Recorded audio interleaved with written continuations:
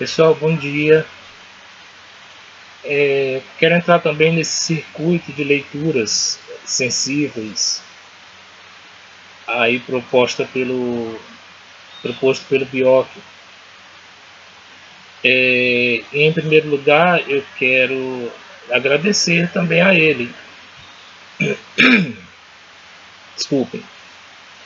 Pelas palavras tão belas e carinhosas, né, pela consideração que ele tem tido por mim, pela minha poesia, inclusive divulgando. Eu fico muito feliz com isso. Tá? Então eu escolhi aqui este cenário justamente para mostrar um pouco da chuva, certo? E porque eu quero ler um poema deste livro aqui que poucas pessoas conhecem, tá? Os Dias Perambulados e Outros Tantos Girassóis, foi publicado lá em Recife. E como a edição foi de poucos exemplares também, né, ele esgotou-se já há muito tempo, eu não vou publicar. Tem vários poemas dele publicados no Serzi, tá? E eu escolhi dele Poema para a Chuva que Faltou, justamente por causa do dia de hoje, certo? Mas assim, abrindo um parêntese, eu quero também dizer que eu não vou, apesar de admirar intensamente e igualmente a poesia de Bioc, hoje eu não vou ler um poema dele como eu gostaria, vou deixar para um outro momento, porque justamente para não parecer essa coisa de troca de figurinhas, tá? Eu vou ler só esse porque esse é um pouco longo. Então eu peço a paciência de vossas senhorias, tá? Para lê-lo. Esse poema para a chuva que faltou, ele foi dedicado à minha mãe. Outro dia foi publicado um outro que também foi em memória da minha mãe. Então a mãe é uma figura recorrente nos meus poemas, mas não significa que seja uma temática em si, tá? É só, eventualmente, assim como a gente dedica poemas para tantas pessoas, e minha mãe foi uma pessoa muito significativa na minha vida, né? Talvez eu esteja aqui hoje mais por causa dela do que qualquer outra coisa. Então, eis o motivo de haver uma recorrência da mãe nos meus poemas. Eu fui muito mais próximo dela do que do meu pai, certo? Apesar de formarem, evidentemente, um casal, mas eu venho de um tempo estranho, tá?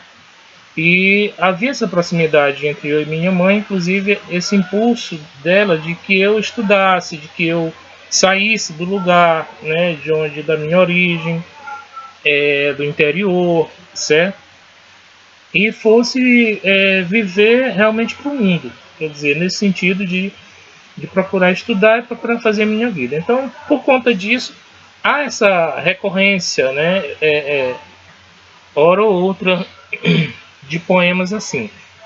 Mas, evidentemente, isso é um mote, né, um motivo para falar de tantas outras coisas, de uma vida, que é uma vida, na verdade, em trânsito. Eu concebo dessa forma. Minha vida é uma vida em trânsito, nesse sentido de que eu pertenço a muitos lugares, né? Eu não tenho mais esse lugar, não tenho mais esse pertencimento do lugar de origem, nesse sentido de ter mais um contato, de viver lá, mas de viver nesse deslocamento. E mais esse mundo do qual eu venho, ele não pode ser esquecido, ele não é esquecido porque são as marcas da infância, certo? E são as marcas também que eu procurei, por vezes, inserir no meu trabalho, no sentido de dar voz também a esse tipo de lugar que hoje já não, quase que não há. Quer dizer, a gente vê, por exemplo, no Maranhão, algumas vozes que algumas poetas que dão voz a esses lugares. Mas é uma coisa difícil, porque a gente sabe que houve uma valorização muito forte da questão da cultura em relação à questão da natureza, né? E da questão urbana em relação ao campo. Então eu estou nesses dois lugares. Eu estou com o pé num lugar e no outro, certo? Tanto que vocês veem aqui, né? Estão vendo o lugar aí atrás, que é um lugar rústico, certo? Que é onde eu moro, que é um lugar de praticamente semi-rural, né? Praticamente semi-urbano. Então esse tempo todo eu estou com o pé nesses dois lugares. Tá? Evidentemente que a poesia não vai se resumir a isso, mas isso também faz parte. Então eu vou, para não ocupar mais o seu tempo, eu vou ler o poema, passar para o poema. Chama-se Poema para a Chuva que Faltou. Havia época em que a gente estava arredondado de cachumba. Uma desgraça. Apesar de o tempo continuar acinzentado de conjuntivite, minha mãe levantava a gente muito cedo para arear nossos dentes com um copo sujo de alumínio e palha bombril. Os caramujos encriquilhavam-se nas brechas feito corujas. Estradinhas fantasmas e desenhos de pássaros desapareciam prateados no limo lodo verde amarelento que subia o inverno pelo estrumo das paredes.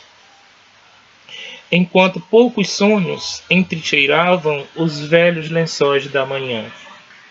A ciência misturava sezão e coqueluche nas primeiras chuvas que alagavam a quarta série, mas desconhecia o nome de todos os peixes claros, escuros, que subiam aos tufos para o furdunço de capim. A gente sabia que a cambada já tinha ido pegar gripe e espumas de sapo no enxurro. Que Francisca, nossa irmã mais velha, tinha morrido esverdeada de lombrigas, mas os meninos tinham ido pegar frieira e cabeças de prego nos regos da noite.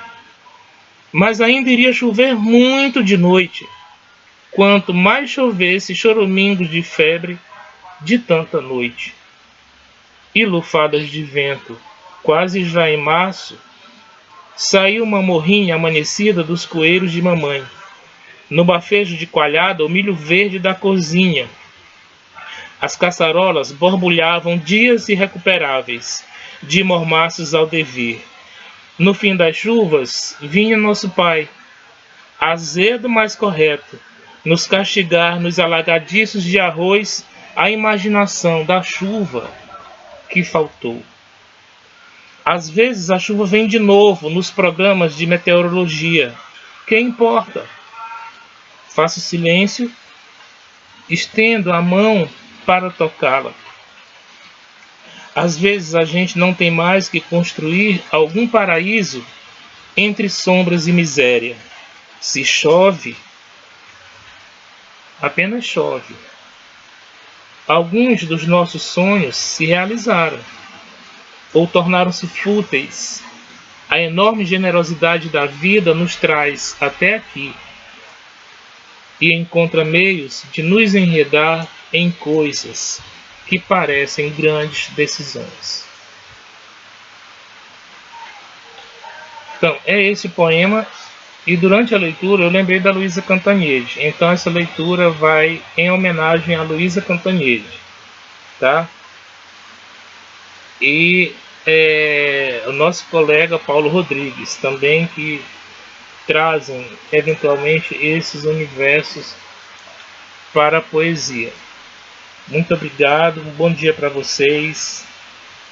Estou mostrando aqui também que estou em casa, certo? Pretensamente seguro, embora tenha que sair de vez em quando, né? Mas isso é necessário. Mas de qualquer forma eu desejo muita saúde, muita paz, muita iluminação para todos nós, para vocês, para todos nós. Um abração, poetas.